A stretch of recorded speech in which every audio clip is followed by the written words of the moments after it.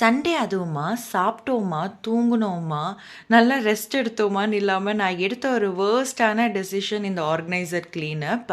ஆனால் இது worst டெசிஷனா best டெசிஷனான்னு சொல்லி நான் எண்ட் ஆஃப் த டாஸ்க் தான் ஆக்சுவலி ரியலைஸ் பண்ணேன்.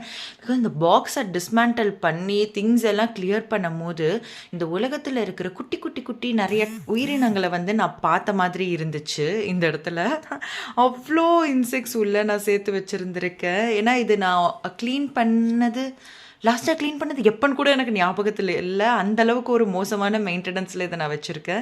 ஸோ இருந்த திங்ஸ் எல்லாம் கிளியர் பண்ணி எக்ஸ்பயர் ஆன பொருள் எல்லாம் தூக்கி போட்டுட்டு இதெல்லாம் ப்ராப்பராக வாஷ் பண்ணி நல்லா சன்ட்ரை பண்ணுற மாதிரி பால்கனியில் போய் அரேஞ்ச் பண்ணிட்டேன். அதுக்கப்புறம் கம்மன் போயிட்டு படுத்துட்டேன். இதுக்கு மேலே உடம்புல தெம்பில்லடா ராஜா அப்படின்னு சொல்லி. அண்ட் ஈவினிங் ஏஞ்சி இருந்த பாத்திரம் எல்லாம் ஃபஸ்ட்டு ஃபுல்லாக விளக்கி வச்சுட்டு அதுக்கப்புறம் ப்ராப்பராக ட்ரை பண்ணி வச்சுருந்த ஐட்டம்ஸ் அதோட அந்த ஸ்டாண்ட் எல்லாத்தையும் கொண்டு வந்து ஒன்று ஒன்றா அரேஞ்ச் பண்ண ஆரம்பிச்சிட்டேன். பட் இதை அரேஞ்ச் பண்ணுறது ஒரு மாதிரி நல்லா இருந்துச்சு, ஜாலியாக இருந்துச்சு. அண்ட் க்ளீன்டு ஃபேஸில் இதை அரேஞ்ச் பண்ணுறது வந்து ஒரு தனி சந்தோஷம் கொடுத்துச்சு. என்ன தான் பண்ணும் போது அவ்வளோ ஸ்ட்ரெயினாக இருந்தாலும் அதை ஃபுல்லாக கிளியர் பண்ணோன்னே ரொம்ப சாட்டிஸ்ஃபைடாக ஃபீல் ஆச்சு. அண்ட் நான் டிசைட் பண்ணியிருக்கேன் மந்த்லி ஒன்ஸ் ஆச்சு இனி இந்த ஆர்கனைசர் எடுத்து க்ளீன் பண்ணிடணும், இவ்வளோ பூச்சிலாம் பிடிக்க விடக்கூடாதுன்னு சொல்லி. அண்ட் எந்தெந்த திங்ஸ் எல்லாம் வந்து ப்ராப்பராக எக்ஸ்பயர் ஆகாமல் இருக்குதோ அது எல்லாத்தையும் பாக்ஸில் கொட்டி வச்சுட்டு சில திங்ஸ் ஓப்பன் பண்ணாத திங்ஸு அந்த மாதிரி இருக்கிறது மட்டும் வந்து நான் அந்த ஆர்கனைசரில் அரேஞ்ச் பண்ணி வச்சேன்.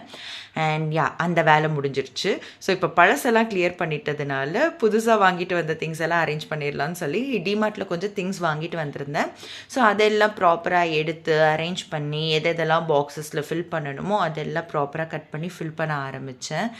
அண்ட் இந்த ஆர்கனைசர் கதை வந்துட்டு இந்த ஒரு ஆர்கனைசர் மட்டும் என்கிட்ட இல்லை, இது மாதிரி ஒரு 2-3 ஆர்கனைசர் இருக்குது. வீடை மாறுறதுக்குள்ளே எப்படியாச்சும் இந்த வீட்லேயே வச்சு எல்லாத்தையும் கிளியர் பண்ணிடணும்னு நினச்சிட்டு இருக்கேன். இந்த பூச்சி புழுவோட அந்த புது வீட்டுக்கும் கொண்டு போய் அங்கேயும் எல்லாத்தையும் உற்பத்தி பண்ண வேண்டாம்னு நான் டிசைட் பண்ணியிருக்கேன். அண்ட் ஸோ இந்த மாதிரி கிச்சன் ஒர்க் எல்லாத்தையும் நான் ஃபுல்லாக கம்ப்ளீட் பண்ணிவிட்டு ஒரு 2 நாளாக அப்படியே துணியை லோடு ஏற்றி வச்சுருந்தேன் மடிக்காமலே. ஸோ அந்த துணியெல்லாம் எடுத்து போட்டு ப்ராப்பராக மடித்து வச்சுட்டு ரொம்ப சாட்டிஸ்ஃபைடாக சண்டேவை நான் என்டப் பண்ணேன்.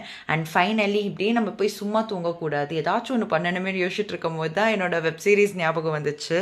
ஃப்ரம்னு ஒரு வெப் சீரிஸ் பார்த்துட்ருக்கேன். இது வரைக்கும் 3 சீசன் நான் பார்த்துட்டேன். 4th சீசன் இப்போ பார்த்துட்ருக்கேன்.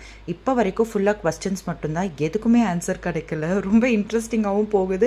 ஐயோ எப்பதாண்டா இதுக்கெல்லாம் என்ன காரணம்னு சொல்லுவீங்கன்னு இருக்குது. நல்லா இருக்குது. பேஷன்ஸ் இருக்கிறவங்க பாருங்க, என்ஜாய் பண்ணுவீங்க. See you guys in the next vlog.